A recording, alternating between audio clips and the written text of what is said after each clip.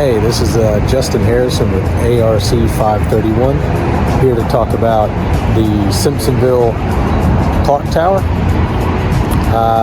It's not just a landmark for the community, but it's what builds up to it. From Peter Simpson, for the namesake of the town of Simpsonville, and how he started and how it was donated in his name for what the community is for, or known for, which is Town of Gathering. Here we go. So I wanted to start off today with the man Peter Simpson, the namesake of Simpsonville, and how his blacksmith shop right here, and later on the carriage making business, and eventually off to the corner, the iconic tower that helped shape the sense of the community and which still defines the community today. So Peter Simpson, he started off with a small blacksmith shop in the 19th century because it needed it. There was a lot of people coming through there with the railways and such, and he saw a need, so he started a blacksmith shop. And like I said, this eventually turned into a carriage shop, as you can see right here. This wasn't simply a business upgrade, it represented a shift in the town's mobility and progress. And this right here was the location of the new construction of the tower in '87. But later, the construction of the tower embodied the idea of the community connection.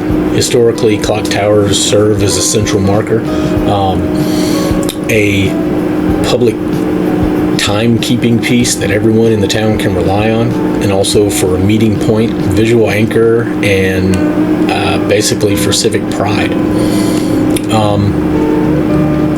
This here was a placard by Ralph S. Hendricks, which was the mayor at the time, who donated it.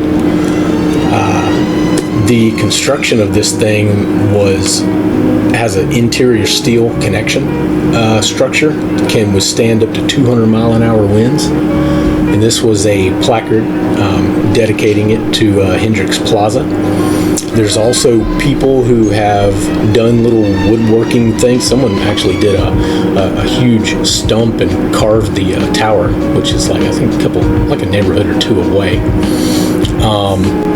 So with the markets and the gathering, the town's events that take place all around Simpsonville and spawn at the clock tower, it just reinforces that it's just not about business, it's about people also. But when you take all three of these buildings and realize it grew from this to grew to a place that the story of growth and the rootedness in its craftsmanship and service and connection, the man Peter Simpson just didn't establish a trade, it helped to establish the community. His work literally built the infrastructure, but it also built the relationships and shared spaces that allowed Simpsonville to become the town it is today. So I wanted to end with the map that I did.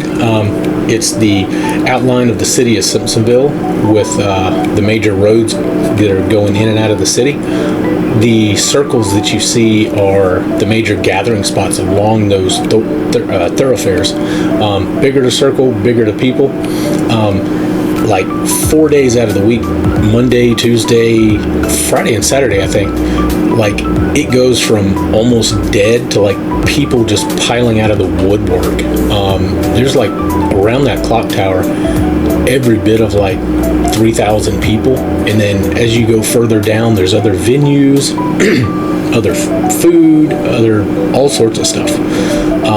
But this is what really stuck out to me as just how much gathering and sense of community that Simpsonville has. So this is the map. Hope you enjoyed it, and on to the next class.